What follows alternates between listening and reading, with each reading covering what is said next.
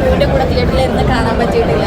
ആകെ IFFK തിങ്കളാഴ്ച നിശ്ചയമാണ് കണ്ടിട്ടുള്ളത്. അപ്പോൾ അവിടെ ഉണ്ടായ അതിൻ്റെ ഒരു വേറെ ചെറിയൊരു വേർഷനായിരുന്നു ഇവിടെ. അപ്പോൾ ഒരു 3 വർഷത്തിന് ശേഷം ഇങ്ങനെ ഒരു റെസ്പോൺസ് കണ്ടതിൽ ഭയങ്കര സന്തോഷമുണ്ട്. കാരണം ഒരു ആക്ടർ എന്നുള്ള നിലയിൽ നമ്മൾ ഏറ്റവും കൂടുതൽ മുന്നോട്ട് നയിക്കുന്ന ഇതുപോലത്തുള്ള റെസ്പോൺസസ് ആണ്.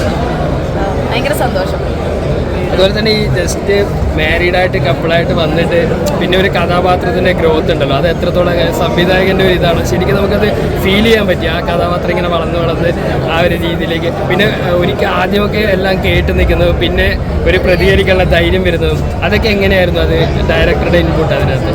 സത്യം പറഞ്ഞാൽ ഞങ്ങളെ കൊണ്ട് ഇങ്ങനെ ചെയ്യിക്കുക എന്നുള്ളൊരു വലിയ ടാസ്ക് അത് ഡയറക്ടറുടെ കയ്യിലാണുള്ളത്.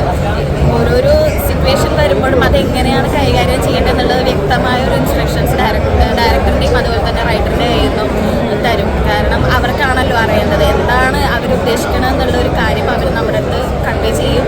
അത് നമ്മൾ തിരിച്ചു കൊടുക്കുക എന്നുള്ളതാണ് ഏറ്റവും വലിയ കാര്യം. ഇപ്പോൾ ലിജേട്ടനാണെങ്കിലും കറക്റ്റ് കാര്യങ്ങൾ പറഞ്ഞുതരും. ഇപ്പോൾ ചില സമയത്ത് എന്തെങ്കിലുമൊക്കെ ഒരു ഡൗട്ട്സ് ഉണ്ടെങ്കിൽ ഞാൻ ഇതുവരെ ഒരു കല്യാണം കഴിഞ്ഞ് അങ്ങനത്തെ ഒരു എക്സ്പീരിയൻസ് ഒന്നും ഇല്ല. അപ്പോൾ ഇതെങ്ങനെയാണെന്നുള്ളത് ഞാനും ചോദിച്ച് മനസ്സിലാക്കും റൈറ്ററിൻ്റെ അടുത്ത്. പ്രത്യേകിച്ച് ഇങ്ങനത്തെ ചില സിറ്റുവേഷൻസ് വരുമ്പോൾ ഭയങ്കര കോംപ്ലിക്കേറ്റഡ് ആയിട്ടുള്ള അതെങ്ങനെ ഹാൻഡിൽ ചെയ്യണം എന്നറിയാത്തപ്പോൾ ഞാൻ ഇതിങ്ങനെ ചെയ്തോട്ടെ എന്ന രീതിയിൽ പറയും. അവർക്ക് എന്തെങ്കിലും അഡീഷണൽ ആയിട്ട് വേണമെന്നുണ്ടെങ്കിൽ പറയും അങ്ങനെ ചെയ്യും. പിന്നെ ഡയറക്ടേഴ്സും റൈറ്റർ മാത്രമല്ല, ഇപ്പോൾ അർജുൻ ചേട്ടനാണെങ്കിലും മാല ചേച്ചി ആണെങ്കിലും നമ്മളെല്ലാവരും ഒരു ടീം വർക്കാണ്. സിനിമ എന്ന് പറയുന്നത്